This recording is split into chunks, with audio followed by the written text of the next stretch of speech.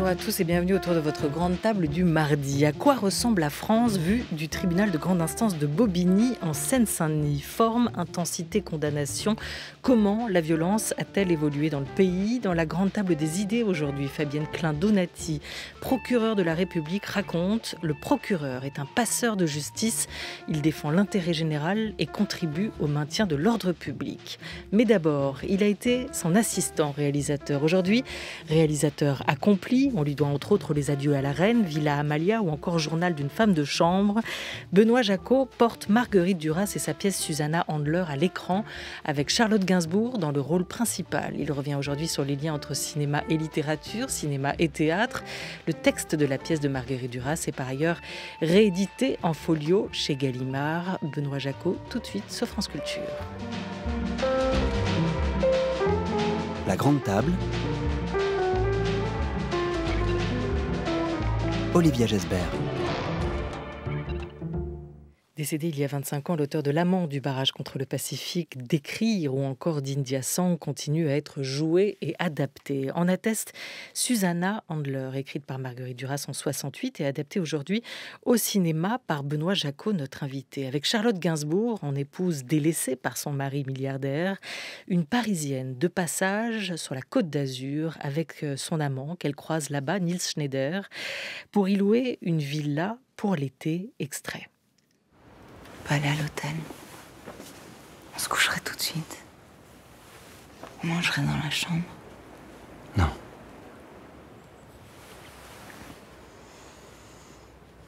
Si je pars là tout de suite, qu'est-ce que tu fais?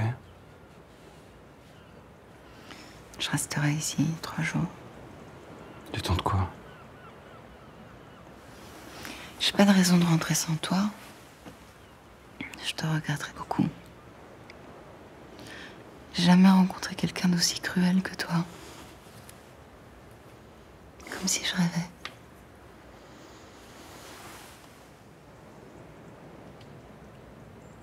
Je sais pas quoi faire. Tu le sais? On sait pas ce qu'on va devenir.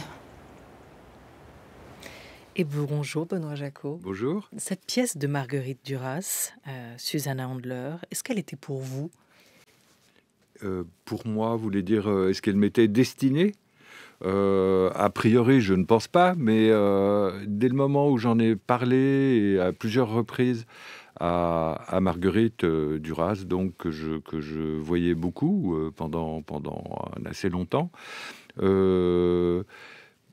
quelque chose a fait que, dans ce que je lui disais de cette pièce, qu'elle a fini par me la donner avec le vœu exprimé qu'un jour j'en fasse un film. Voilà, ce que je fais maintenant, donc des dizaines d'années après qu'elle ait exprimé ce vœu et que je lui ai promis en quelque sorte. Voilà, ce texte, il vous était réservé. Cette pièce, pour la porter au cinéma, la porter à l'écran, Marguerite Duras, vous avez choisi. Pourquoi avoir attendu 50 ans, depuis l'écriture de ce texte, pas depuis le moment où elle vous en a parlé peut-être, pour en faire un film? C'est difficile pour moi de m'en rendre compte. J'ai eu plusieurs projets, curieusement, à partir d'autres textes de Duras. Et puis, à l'occasion d'un de ces projets assez récemment, qui finalement ne s'est pas fait, un ami commun de Marguerite et de moi m'a rappelé que cette promesse, je lui avais faite quand elle m'avait exprimé le vœu que je fasse un jour un film d'après quelque chose d'elle, et de ça en particulier, puisque je lui en parlais beaucoup, étant donné le cas un peu particulier qu'elle faisait de cette pièce.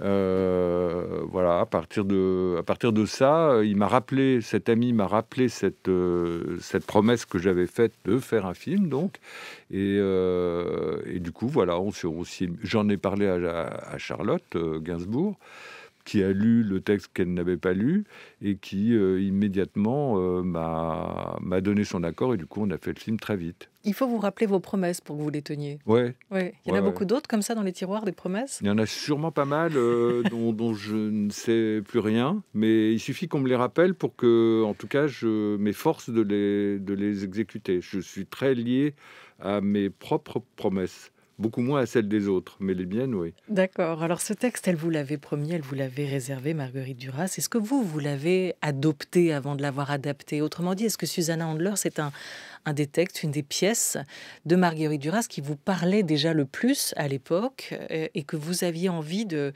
faire vôtre? Pour commencer, c'est vrai que c'est parmi les textes de théâtre proprement dit de Marguerite. Pardon, je peux pas l'appeler autrement que Marguerite. Parce que ça a toujours été Allô Marguerite, comment vas-tu? Donc je suis incapable de dire Marguerite Duras, etc. ou Duras, voilà. Donc parmi les textes voués au théâtre de Marguerite, celui-là me parlait pour des raisons qu'il faudrait que enfin qu'il faudrait pas d'ailleurs forcément, mais en tout cas que je ne connais pas d'emblée. Celui-là m'interloquait, me concernait d'une façon, enfin d'une façon en tout cas efficace, plus que d'autres, sans doute, et plus secrète aussi. Quelque chose dans la pièce qui provoquait chez moi une réelle émotion. Voilà. Une émotion très, très profonde. Alors dans cette pièce, il y a Susanna, la femme, Jean, le mari, Michel, l'amant, Monique, l'ami, et Rivière, l'agent immobilier. C'est une galerie de personnages qui tient dans un mouchoir de poche, Benoît Jacquot. Que se joue-t-il dans ce huis clos ou dans ce triangle amoureux? Peut-être préférez-vous dire?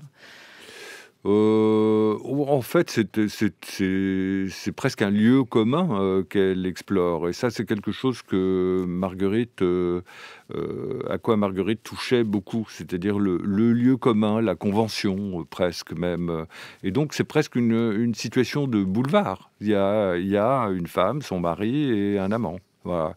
Seulement le traitement que Duras, pour l'appeler Duras, fait subir à cette situation extrêmement convenue est, lui, tout à fait particulier. C'est-à-dire crée une singularité d'émotion très, très particulière qui tient à sa musique propre, à la musique Duras, la musica, comme elle disait, et comme elle a appelé une de ses pièces. Voilà, il y a presque une mélodie Duras qui est d'ailleurs pas à la portée de n'importe quel interprète. Il faut des interprètes, des actrices, des acteurs qui aient accès à cette musicalité-là. Une musicalité faite de rupture et de silence Oui. aussi, Benoît Jacquot, beaucoup. C'est pour ça que vous avez choisi Charlotte Gainsbourg. Elle incarnait ce silence-là. C'est une actrice du silence. Elle sait les jouer. Oh, c'est une actrice. Vous savez, il n'y a pas de silence sans parole, ni de parole sans silence. D'ailleurs, c'est quelque chose que Marguerite explore avec beaucoup, beaucoup de persistance dans ses films, dans ses livres et dans ses pièces. Mais Charlotte Gainsbourg, elle a en tout cas un sens de l'équilibre des mots et du silence dont il s'entoure, qui est tout à fait étonnant. Elle peut aussi bien aligner une période de mots extrêmement abondante que des plages de silence tout à fait particulières. Elle est capable. Mais surtout, là, en l'occurrence, elle est en cheville réellement avec la langue Duras, et qui est, voilà, ça arrive, qui est immédiatement proche d'elle, on dirait. Elle sait ce qu'elle dit, voilà. Elle sait ce qu'elle joue, ce qu'elle dit, ce qu'elle expose, ce qu'elle exprime. Elle le sait. Et avec Duras, il y a toujours de la vérité dans les silences et du mensonge parfois dans les paroles. Ici, Susanna attend. Elle attend que son mari la rappelle. Elle hésite pour la location de la villa des vacances. Elle est un peu chère quand même, cette villa. Alors elle attend que son mari, Jean, la rappelle, comme elle semble avoir attendu toute sa vie qu'il l'aime. On va écouter Marguerite Duras parler de ce personnage de Susanna Handler. C'était en 1970, 2 ans après la parution du texte. C'est une femme cachée derrière sa classe, cachée derrière sa fortune, derrière tout le convenu du sentiment et des idées reçues. C'est ça qui m'a intéressée. C'est qu'elle est terrée au fond de quelque chose, n'est-ce pas? Qu'il a vraiment fallu aller la chercher de très loin pour la faire revivre. Une fois nettoyée de tout ce que je viens de vous dire, elle est comme tout le monde. Simplement, elle est beaucoup plus exposée à la douleur, beaucoup plus exposée au désespoir et même, je pourrais dire, à la mort, parce qu'elle est moins protégée. On la croit protégée, elle est moins protégée que les autres. Elle ne pense rien, Susanna Handler. Voilà, c'est une femme cachée, cachée derrière sa classe, cachée derrière sa fortune. Terrée, C'est une femme terrée, dit-elle après, Marguerite Duras, à propos de son personnage. Et c'est vrai qu'on sent que cette femme, qui est une quadragénaire à peu près au moment de l'histoire, est dans un entre-deux, Ouais. dans un moment de sa vie où quelque chose va peut-être rester derrière et où quelque chose peut peut-être s'ouvrir devant, sans qu'on sache exactement quel est son état intérieur. Ben, c'est un seuil, une sorte de seuil existentiel, d'existence, qui la laisse totalement incertaine à l'égard de ce qui est passé et de ce qui pourrait advenir. C'est cet état de trouble, d'incertitude, vraiment très très très fort et très décisif. Je dois dire, c'est quelque chose un état que personnellement je poursuis de film en film. Voilà. Donc c'est sans doute ça qui, dans cette pièce, dans ce texte, me retenait de façon très très personnelle, sans doute. Comment vous le poursuivez, cet état? Comment vous le cherchez? Pourquoi cette quête? En général, disons que je m'attache à des personnages féminins qui sont la plupart du temps les personnages centraux de mes films. Maintenant, j'en ai fait quelques dizaines, donc je sais à peu près ce qui m'attire, ce qui m'apporte. Et quasiment à chaque fois, sauf exception, ce sont des personnages féminins d'âge très jeunes ou moins jeunes, qui simplement se trouvent à un moment de leur existence, de ces personnages féminins, ces femmes, à la croisée de leur propre chemin. Et qui sont dans cet état de trouble, de questionnement à quoi les hommes sont évidemment confrontés, mais jamais de la même façon. Donc que les femmes qui sont dans... Enfin, je sais pas, ça m'est un peu difficile. Je crois que vous êtes une femme, donc ça m'est un peu difficile de vous énoncer des choses pareilles. Mais j'aime bien que vous essayiez de nous comprendre. Et c'est ce mystère aussi, peut-être. J'essaye, mais je peux toujours essayer, ça je le sais. Ça reste une quête. Ouais. Mais alors cet état, cet entre-deux, ce moment aussi qui fait qu'elle va peut-être essayer de se découvrir. On le disait, c'est peut-être la fin de quelque chose qui se joue là pour elle, le début d'autre chose, dans cette villa de vacances, au bord de la mer, entre 2 saisons, entre les vagues, au loin, cette villa qui est vide, un peu sans âme. Elle va raconter cette première fois, ce premier amant qu'elle a pris. Elle en fait la confession à Michel, son amant, qu'il est le premier, justement. Qu'est-ce qui se révèle en elle à ce moment-là? On écoute un extrait de Susanna Handler avec Charlotte Gainsbourg. Je dois te dire, c'était la première fois que je trompais Jean. Tu viens de dire la vérité, c'est extraordinaire. Tu le savais. Bien des gens le savaient. Personne, un autre homme ne m'avait jamais touché, embrassé, vu. Pourquoi tu me l'as pas dit?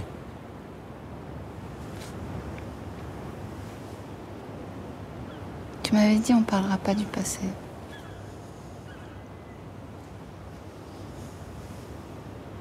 a peur de le dire, tu comprends? J'avais peur que tu sois repoussé par cette idée. Ou que t'aies peur.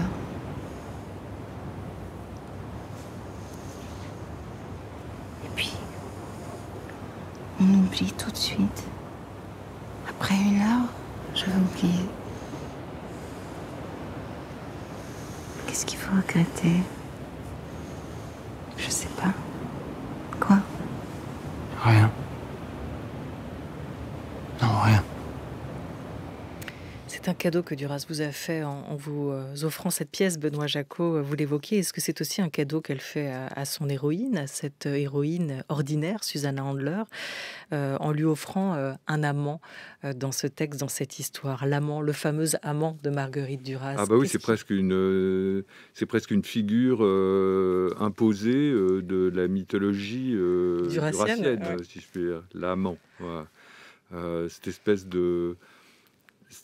de, comment appeler ça? Une sorte de, bon, c'est une version très singulière du prince charmant, mais nécessairement décevant. Voilà. Pour Marguerite, parce que c'était quand même une grande praticienne de la déception répétée. Donc, ouais, il y a ça. Ouais, il y a ça là. Et là, c'est particulièrement bien situé, d'après moi. C'est-à-dire que l'amant, dans la configuration de Susanna Handler, c'est un garçon, bon, c'est un garçon qui est nettement plus jeune qu'elle et qui a quelque chose de... Marguerite aurait dit une sorte de vulgarité très importante par rapport à elle. Et ça crée un charme et en même temps la déception éventuelle qui se profile, forcément. Ouais.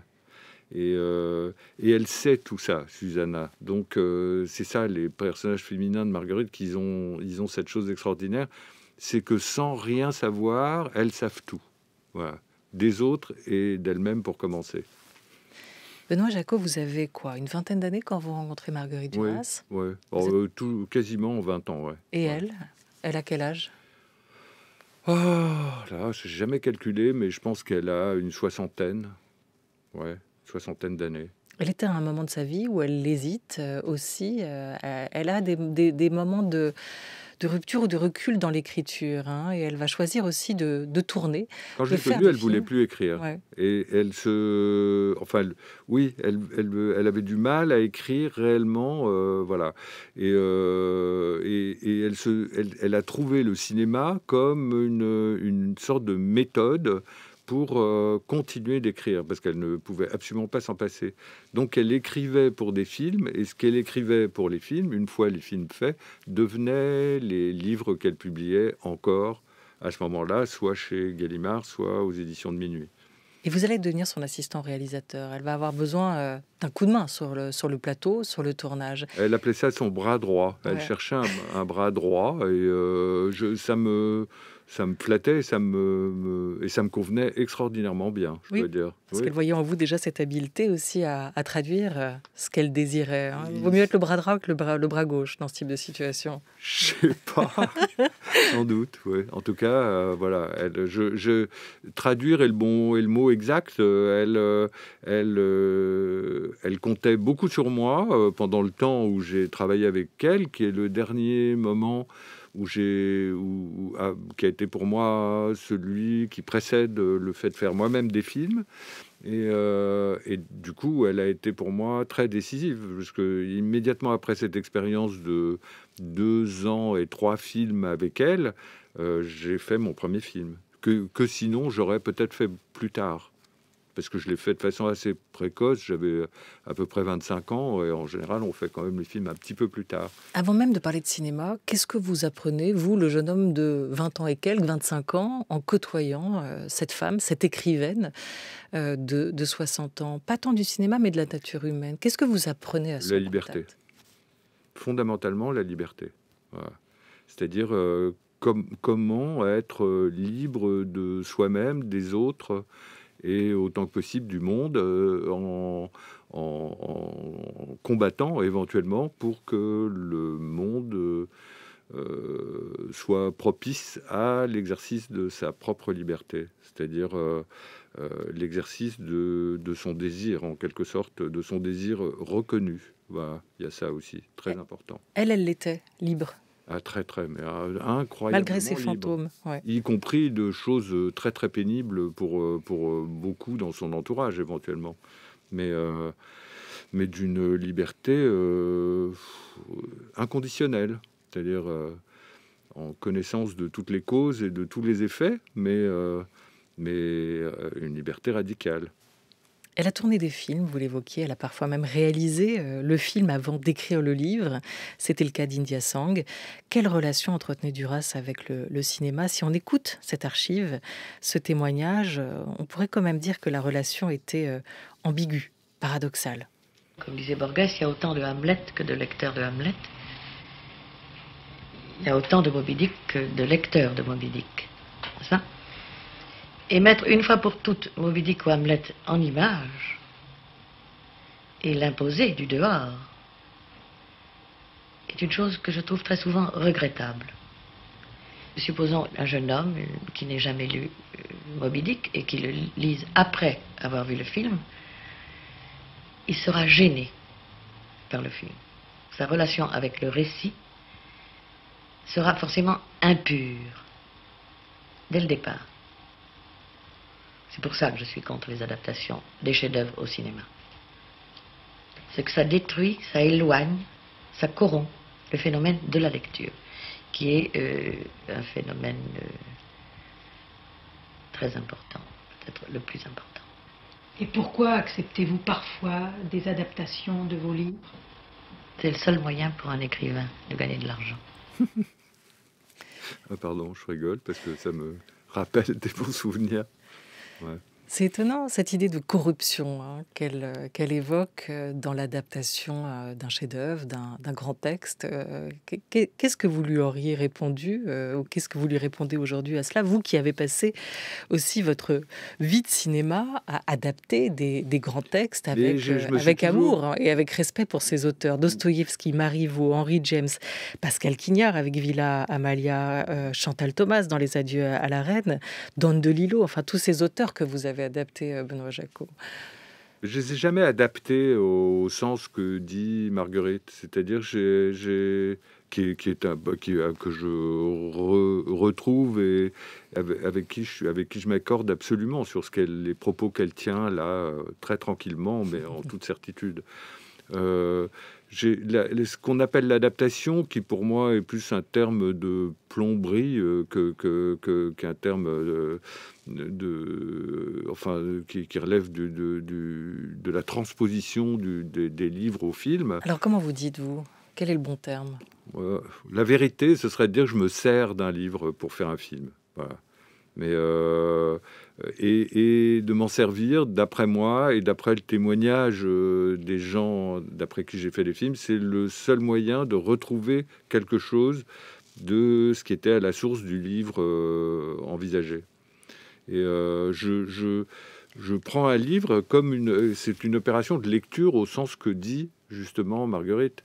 C'est-à-dire que la lecture, c'est une opération telle que quelque chose se passe entre ce qu'on lit et le lecteur qui est de l'ordre ça a quelque chose même, enfin Marguerite l'aurait dit, de presque mystique. Il y a quelque chose une espèce d'unicité du lecteur et de l'écrivain qui est quelque chose de prodigieux, enfin d'unique. Et c'est ce qu'il faut retrouver quand on fait un film à partir d'un livre existant. Sinon, en effet, c'est de l'illustration ou ce qu'on appelle de l'adaptation. Voilà, s'en servir, c'est se l'approprier. S'approprier l'histoire des autres, c'est aussi accepter une part d'impertinence, d'être irrévérencieux par rapport au texte ou à l'auteur. C'est de saccager éventuellement les choses alors là, parce qu'elle ne poursuit pas Duras, mais elle aurait préféré 1000 fois, je suppose, enfin non seulement préféré, mais elle aurait apprécié puisqu'elle parle de Moby Dick, que John Huston, puisque c'est lui qui a fait le film, qui était assez raté pour cause justement d'illustrations un peu laborieuses, si Huston avec l'insolence qui lui était particulière, avait saccagé Moby Dick pour en faire son film, son champ d'inspiration, d'activité ou de réalisation. Elle aurait préféré ça. Bon, voilà. Mais il y a aussi une autre façon, qui est la façon, enfin, pour parler de quelqu'un que Duras admirait beaucoup, quand Bresson prend Bernanos et fait le journal d'un curé de campagne, il suit le livre à la lettre. C'est-à-dire, on voit même le corps du livre filmé. Il fait sortir le film du livre comme ça. Et c'est admirable aussi. Il y a toutes les sortes de façons. Simplement, l'adaptation telle qu'on l'entend, et surtout qu'on l'entendait quand Duras tient les propos qu'elle tient, c'était une sorte d'illustration académique d'un livre réputé lisible par tous et réputé chef-d'œuvre. Voilà. C'est ça qu'elle en avait. Sur le cinéma aussi, elle parlait de la théâtralité qu'on retrouve dans les films.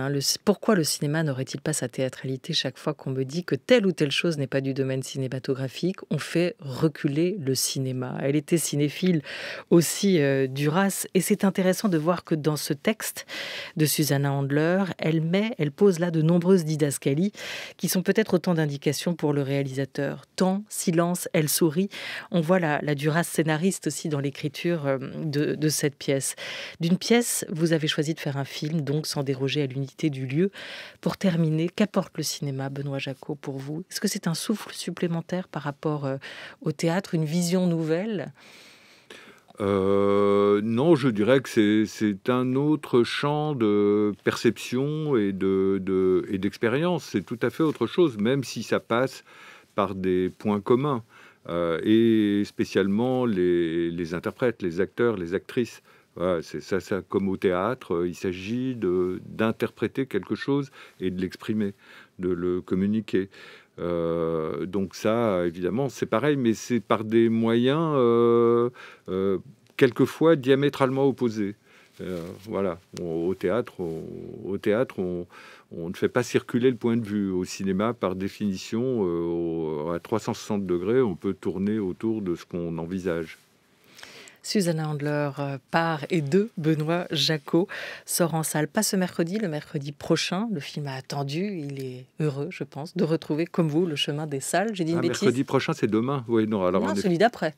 Oui, c'est ça, oui, d'accord. J'ai perdu la date, donc j'essaie de m'en sortir comme ça. Le 2 juin. Merci mille fois à vous, Benoît Jacquot, d'avoir été avec nous. Merci à vous. Beaucoup. Merci.